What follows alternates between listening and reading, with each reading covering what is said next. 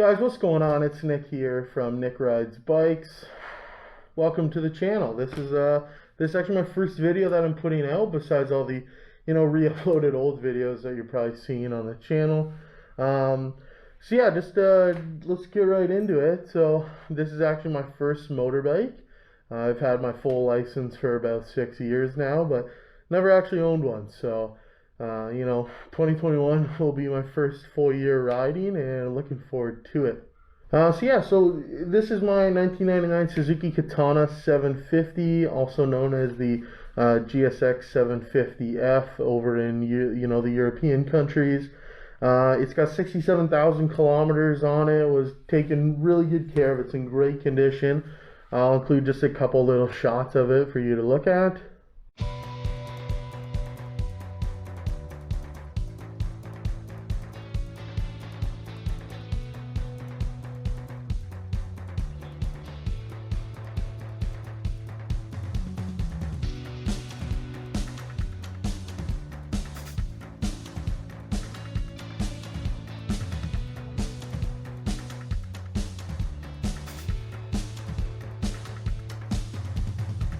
So yeah, I purchased it a couple months ago, just as winter was getting started here in Ontario, for 1,700 Canadian dollars. So, roughly that's what they go for in, poor condition, let's say. This one did need a little bit of work, and, that's why I got it for that price. They tend to go for around 2,500 all sorted out. So yeah, the main issues when I got it that needed to be addressed were front left fork seal was leaking, and needed new brake pads, and it needed a front tire. So that's what I knew I was getting into. As I started, taking it apart and kind of going over everything, I kind of made the decision, you know what, I might as well, since I'm doing all this, kind of do some other things, and it kind of snowballed into, we're gonna do a ton of stuff basically. So in terms of things already done to the bike that I did, I got the cleared, smoked out turn signals on the front and the rear, the LED smoked out brake light, as you'll see in a clip as well. So it just kind of made it look, a little better than it was. Now another thing, because it's considered a sport touring bike, the insurance is really cheap on it, and that's kind of the main reason I was looking for it. I wanted something sporty, but not something that would destroy me when it came to paying insurance on it. So yeah, that's the main reason I ended up with the Katana. Now some other things I already did to it. So I got the LED headlight bulbs installed already. They look great. They're pretty cheap just on Amazon. They're like 40 bucks. A lot brighter, look great. I also did a windscreen mod. So the original, and I'll put up a picture right now, from the day I got it. And you can see the original windscreen that came on these bikes, because they're sport tourers. It was extremely tall. Yeah, it was crazy. So what you can do is take a Ninja EX500 windscreen. You can trim the tabs on the bottom, and then then it actually fits right in basically. And it just gives the bike a more sportier look. It's a lower screen, and it just looks a lot better. So yeah, I did that pretty much right away. Happy with how that turned out. As you can see, I also got the solo seat cowl for the bike as well. Still needs to be painted. Need to get that paint matched. I do have another seat that came with it. It's a Corbin 2-up touring seat. So if I do ever have a passenger, I'll just swap seats basically. Okay, so just kind of getting into what we're all gonna do to it. So like I said, it needed left front fork seal. So I got a Pivot Works fork seal kit. I got an All Balls Racing fork bushing rebuild kit coming still.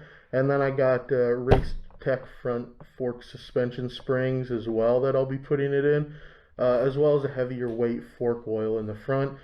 Basically what I did is I just went on the Racetech website. I took measurements of the current sag, and then they kind of just spit out, what specs you need to get it set up and dialed for your weight. So basically that's what I did. I just want the bike sitting good. I just want the bike, to be comfortable. So, I'm not sagging like crazy when I sit on it or riding, just because, I am a bigger guy. Add a passenger on top of that. I just want to make sure that everything's good there.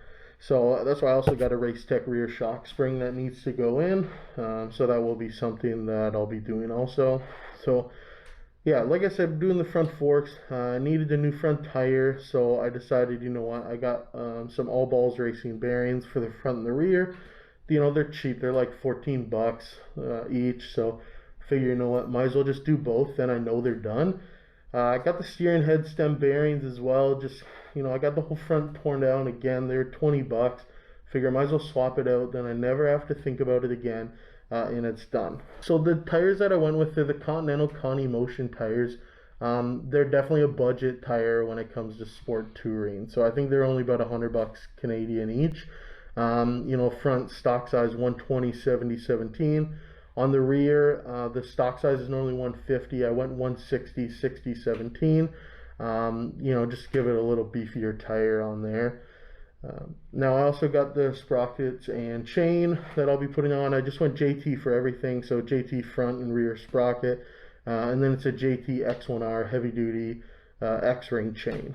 So now the brake calipers are off, as you can tell already, just because you know, they need to be cleaned up pretty good, especially that front left one, because the fork oil was leaking all over it. It was pretty messed up. So I got those off. I got new brake pads for it as well. And then I got stainless steel brake lines. These are from Moto. Their website's crazy. There's just tons of options. You can get whatever color combination you want. So yeah, I got, you know, the red one just to kind of match the bike a bit. And yeah, they look great. So that'll be nice, you know, once I get that on.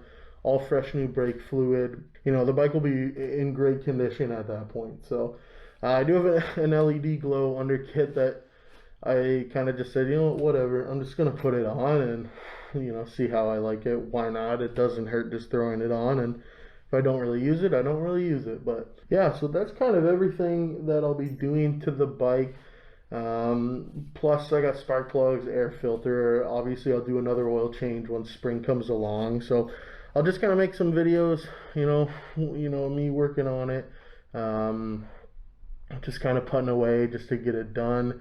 And then I'll obviously be doing some riding videos once, you know, it's springtime here. You know, there's quite a bit of snow right now in Ontario, so I'm hoping that, you know, I can get a first ride in sometime by the end of March, but you never really know. Every week's different here, so we'll just play it week by week and see how it goes. But yeah, another thing I did once I get the front forks and everything torn down, I will also be just adding LED light bulbs into the cluster, just to kind of modernize it up and brighten it up so it's easier to see at night. But yeah, you guys, you know, you should see a number of videos with this bike all year round. I'll be posting content on it. Yeah, I do have a video coming up at some point, just going over my helmet and all the modifications I did to it. You know, the Bluetooth communicator, lights, everything like that. So yeah, feel free to hit that subscribe button, and thank you for watching.